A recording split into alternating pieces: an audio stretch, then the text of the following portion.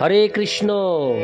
আজ 10ই কার্তিক 28শে অক্টোবর 2023, বাংলা 1430, দামোদর ব্রতের শুরু। এই দামোদর ব্রতের শুরুর প্রথম দিন থেকে আমি টানা 1 মাস শ্রীমদ্ ভাগবত পাঠ করব প্রতিদিন।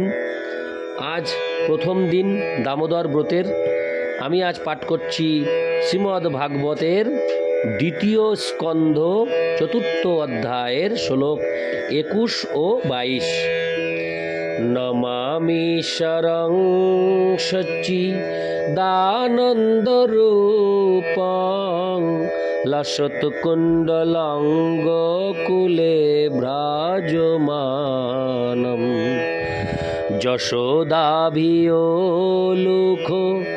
লব্ধবমানং পরামৃষ্টমত্তং ততো দ্রুত গোপা। হরে কৃষ্ণ কৃষ্ণ কৃষ্ণ হরে হরে, হরে রাম রাম রাম হরে হরে। শ্লোক 21। যতংঘ্রভিধ্যান সমাধি দৌতয়া ধিয়ানুপসন্তি তত্ত্বমাত্তনো বদন্তি চৈতৎ কবয় যথারুচং সমে মুকুন্দ ভগবান প্রসীদতাম। অনুবাদ: পরমেশ্বর ভগবান শ্রীকৃষ্ণই হচ্ছেন মুক্তিদাতা। মহাত্মাদের পদাঙ্ক অনুসরণ করে প্রতিক্ষণ তার চরণ কমলের চিন্তা করার ফলে ভগবদ ভক্তেরা সমাধিতে সেই পরম সত্যকে দর্শন করতে পারেন। কিন্তু মনোধর্মী জ্ঞানীরা তাদের কল্পনা অনুসারে তাকে অনুমান করতে চেষ্টা করে সেই পরমেশ্বর ভগবান আমার প্রতি প্রসন্ন হন। তাৎপর্য: যোগীরা ইন্দ্রিয় দমন করার কঠোর প্রয়াস করার পর সমাধিমগ্ন অবস্থায় সকলের হৃদয়ে বিরাজমান পরমাত্মাকে দর্শন করতে পারেন। কিন্তু ভগবানের শুদ্ধ ভক্তরা কেবল প্রতিক্ষণ ভগবানের চরণ কমলের স্মরণ করার মাধ্যমে তৎক্ষণাৎ প্রকৃত সমাধি যোগে অবস্থিত হতে পারেন, কেননা সে উপলব্ধির প্রভাবে তার মন এবং বুদ্ধি জড় ভোগ বাসনা রূপী রোগ থেকে সম্পূর্ণরূপে মুক্ত হয়। শুদ্ধ ভক্ত মনে করেন যে তিনি জন্ম মৃত্যুর সাগরে পতিত হয়েছেন এবং তাই তিনি নিরন্তর ভগবানের কাছে প্রার্থনা করেন তাকে উদ্ধার করার জন্য। তার একমাত্র বাসনা হচ্ছে ভগবানের শ্রীপাদ পদ্মে একটি অপ্রাকৃত ধূলিকণায় পরিণত হতে। ভগবানের কৃপার প্রভাবে শুদ্ধ ভক্ত জড় সুখভোগের সমস্ত আসক্তি থেকে মুক্ত হন এবং জড় কলুষ থেকে মুক্ত হওয়ার জন্য সর্বক্ষণ ভগবানের শ্রীপাদ পদ্মের চিন্তা করেন। ভগবানের একজন মহান ভক্ত সম্রাট কুলশেখর প্রার্থনা করেছেন, কৃষ্ণ তদীয় পদ পঙ্কজ পঞ্চরান্তম অদ্বৈব মে বিশতু মানস রাজহংস। প্রাণ প্রয়াণ সময়ে কফবাত পিত্তই কণ্ঠাবরোধন বিধ শরণঙ্কুতস্তে। হে শ্রীকৃষ্ণ, আমি প্রার্থনা করি যেন আমার মন রূপী রাজহংস তোমার শ্রীপাদপদ্ম রূপে সরোবরে ডুব দিয়ে তার জলে আবদ্ধ হয়ে পড়ে। তা না হলে প্রাণ ত্যাগ করার সময় যখন আমার কণ্ঠ কফ বায়ু এবং পিত্তের দ্বারা অবরুদ্ধ হয়ে যাবে, তখন আমি কিভাবে তোমাকে স্মরণ করব?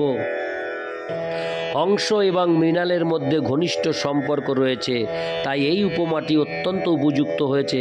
হংস বা পরমহংস না হলে ভগবানের চরণ কমলের জালে প্রবেশ করা যায় না। হরে কৃষ্ণ। হংস তাই অত্যন্ত হংস ভগবানের চরণ কমলের জালে। হরে কৃষ্ণ। আমি আরেকবার একটু পড়ছি আগের থেকে 2 লাইন।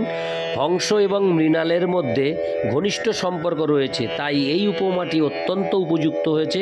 হংস বা পরমহংস না হলে ভগবানের চরণ কমলের জালে প্রবেশ করা যায় না।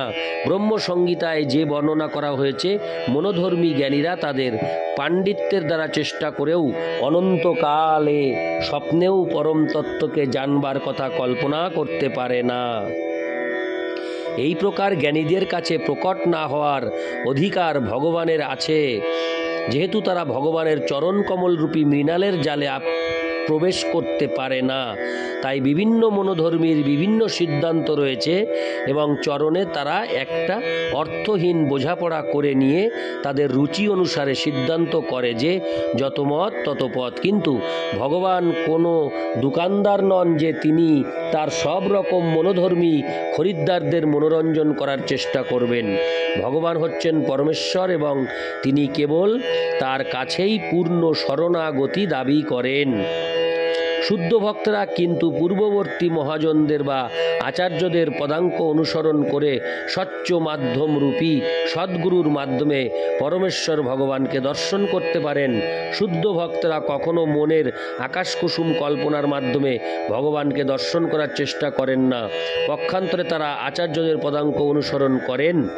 তাই ভগবান এবং তার ভক্ত সম্বন্ধে বৈষ্ণব আচার্যদের সিদ্ধান্তে কোনো মতবিরোধ নেই। শ্রী চৈতন্য মহাপ্রভু বলেছেন, জীবের স্বরূপ হয় কৃষ্ণের নিত্য দাস। কৃষ্ণের তটস্থা শক্তি ভেদাভেদ প্রকাশ, জীব ভগবানের নিত্য দাস এবং সে যুগপদ ভগবান থেকে ভিন্ন এবং অভিন্ন। শ্রী চৈতন্য মহাপ্রভুর এই তত্ত্ব 4টি বৈষ্ণব সম্প্রদায়ই স্বীকার করে এবং কোনো বৈষ্ণব আচার্যই মনে করেন না যে ভগবান এবং তিনি এক। সর্বতোভাবে ভগবানের সেবায় যুক্ত ভগবানের শুদ্ধ ভক্তের এই বিনম্রতা ভক্তকে এমনই এক সমাধিতে মগ্ন করে যার প্রভাবে তিনি সব কিছু উপলব্ধি করতে পারেন। কেননা ভগবানের ঐকান্তিক ভক্তের কাছে ভগবান নিজেকে প্রকাশ করেন, যে কথা ভগবদ্ গীতায় উল্লেখ করা হয়েছে। ভগবান সকলের বুদ্ধির অধীশ্বর হওয়ার ফলে তিনি তার ভক্তকে সমুচিত বুদ্ধি প্রদান করেন, যার প্রভাবে শুদ্ধ ভক্ত ভগবান এবং তার বিভিন্ন শক্তি সম্বন্ধে যথাযথভাবে অবগত হন। ভগবান কখনো কারো জল্পনা কল্পনার দ্বারা অথবা পরম তত্ত্ব সম্বন্ধে বাক্য বিন্যাসের প্রভাবে প্রকাশিত হন না। পক্ষান্তরে তিনি যখন তার ভক্তের সেবা বৃত্তির প্রভাবে তার প্রতি সম্পূর্ণরূপে প্রসন্ন হন, তখন তিনি তার সেই ভক্তের কাছে নিজেকে প্রকাশিত করেন। ছিল সুখদেব গোস্বামী মনোধর্মী জ্ঞানী অথবা যতমত ততপথ সিদ্ধান্তের সমর্থক নন। পক্ষান্তরে তিনি ভগবানের প্রসন্নতা কামনা করে কেবল তার কাছে প্রার্থনা করেছেন। ভগবানকে জানার একটি হচ্ছে পন্থা। ইতি শ্লোক 21। শ্লোক 22। হরে কৃষ্ণ। শ্লোক 22। প্রচোদিতা যেন পুরা সরস্বতী বিতম্বতাজস্য সতিং স্মৃতিং হৃদি সলক্ষণা প্রাদুর্ভূত কিলা সত্য সমেঋষি নাম ঋষভ প্রসীদতাম। অনুবাদ। যিনি, আমি 22 নম্বর শ্লোকটি পাঠ করলাম। অনুবাদ। যিনি সৃষ্টির প্রারম্ভে ব্রহ্মার হৃদয়ে শক্তিশালী জ্ঞান বিকশিত করেছিলেন এবং সৃষ্টি এবং তার নিজের সম্বন্ধে পূর্ণ জ্ঞান প্রদান করে অনুপ্রাণিত করেছিলেন এবং সেই বেদরূপা সরস্বতী ব্রহ্মার মুখ থেকে প্রকাশিত হয়েছিলেন, সমস্ত জ্ঞানদাতা ঋষিদের মধ্যে যিনি সর্বশ্রেষ্ঠ সেই পরমেশ্বর ভগবান আমার প্রতি প্রসন্ন হন। তাৎপর্য। পূর্বে আমরা আলোচনা করেছি যে ব্রহ্মা থেকে শুরু করে নগণ্য পিপীলিকা পর্যন্ত সমস্ত জীবের পরমাত্মা রূপে ভগবান সকলকে বাঞ্ছিত জ্ঞান প্রদান করেন। জীব ভগবানের শক্তির 64 ভাগের 50 ভাগ বা 78% জ্ঞান অর্জন করতে পারে। জীব যেহেতু তার স্বরূপে ভগবানের বিভিন্ন অংশ, তাই তার পক্ষে ভগবানের পূর্ণ জ্ঞান লাভ করা অসম্ভব। বদ্ধ অবস্থায় জীবের পরিবর্তন বা মৃত্যুর পর জীব সব কিছু ভুলে যায়। সেই বলবতী জ্ঞান পুনরায় হৃদয়ের অন্তঃস্থলে বিরাজমান ভগবানের কৃপায় পুনরায় প্রকাশিত হয় এবং তাকে বলা হয় জ্ঞানের জাগরণ। কেননা অচেতন বা সুপ্ত অবস্থা থেকে জেগে ওঠার সাথে তার তুলনা করা যায়। জ্ঞানের এই জাগরণ পূর্ণরূপে ভগবানের নিয়ন্ত্রণাধীন এবং তাই ব্যবহারিক জগতে আমরা বিভিন্ন মানুষের মধ্যে বিভিন্ন স্তরের জ্ঞান দর্শন করি। হরে কৃষ্ণ। জ্ঞানের এই উদয় আপনা থেকে হয় না অথবা জাগতিক ক্রিয়া প্রতিক্রিয়ার প্রভাবে হয় না। তার উৎস হচ্ছেন স্বয়ং ভগবান ধিয়াংপতি। এমনকি ব্রহ্মা পর্যন্ত পরম স্রষ্টার এই নিয়মের অধীন। সৃষ্টির প্রারম্ভে কোনো পিতামাতা ব্যতীতই ব্রহ্মার জন্ম হয়েছিল, কেননা ব্রহ্মার পূর্বে কোনো জীব ছিল না। ব্রহ্মার জন্ম হয় গর্ভোদকশায়ী বিষ্ণুর নাভিপদ্ম থেকে, উদ্ভূত পদ্ম থেকে, এবং তাই তাকে বলা হয় অজ। এই ব্রহ্মা বা অজ ভগবানের বিভিন্ন অংশ, একটি জীব। কিন্তু ভগবানের অত্যন্ত পুণ্যবান ভক্ত হওয়ার ফলে প্রকৃতির দ্বারা ভগবানের মুখ্য সৃষ্টির পর তিনি ভগবান কর্তৃক সৃষ্টিকার্যে অনুপ্রাণিত হন। তাই জড়া প্রকৃতি এবং ব্রহ্মা উভয়ই ভগবান থেকে স্বতন্ত্র নন। জড় বৈজ্ঞানিকেরা প্রকৃতির প্রতিক্রিয়া সমূহই কেবল অবলোকন করতে পারে। তারা সেই কার্যকলাপের পিছনে যে একজন পরিচালক আছে তা বুঝতে পারে না। ঠিক যেমন ঠিক যেমন পাওয়ার হাউসের ইঞ্জিনিয়ার সম্বন্ধে সম্পূর্ণ অজ্ঞ একটি শিশু বিদ্যুতের কার্যকলাপ দর্শন করে। ভৌতিক বৈজ্ঞানিকদের এই অসম্পূর্ণ জ্ঞানের কারণ হচ্ছে তাদের অল্পজ্ঞতা।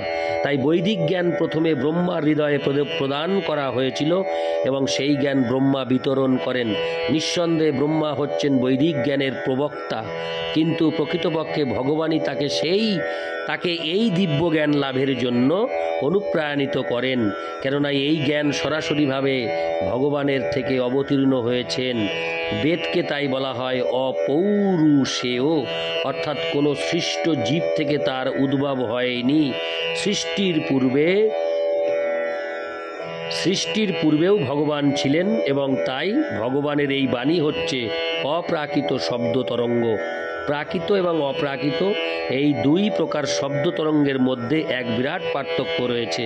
পদার্থবিদেরা কেবল প্রাকৃত ধ্বনি বা জড় আকাশে স্পন্দিত ধ্বনিরই বিচার করতে পারে। তাই আমাদের বুঝতে হবে যে সাংকেতিক অভিব্যক্তিতে ব্যক্ত হয়েছে যে বৈদিক জ্ঞান, তা ভগবান থেকে ব্রহ্মা, ব্রহ্মা থেকে নারদ, নারদ থেকে ব্যাসদেব। এইভাবে গুরু পরম্পরা ধারায় অনুপ্রাণিত না হলে এই অপ্রাকৃত জ্ঞান ব্রহ্মাণ্ডের কেউই হৃদয়ঙ্গম করতে পারে না।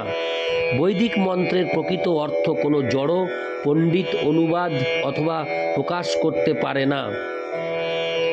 বৈদিক মন্ত্রের প্রকৃত অর্থ কোনো জড় পণ্ডিত অনুবাদ অথবা প্রকাশ করতে পারে না।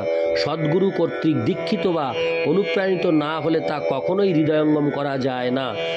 আদিগুরু হচ্ছেন স্বয়ং ভগবান এবং পরম্পরা ধারায় সেই জ্ঞান প্রবাহিত হয়, যা ভগবদ গীতার 4th অধ্যায় স্পষ্টভাবে বর্ণনা করা হয়েছে।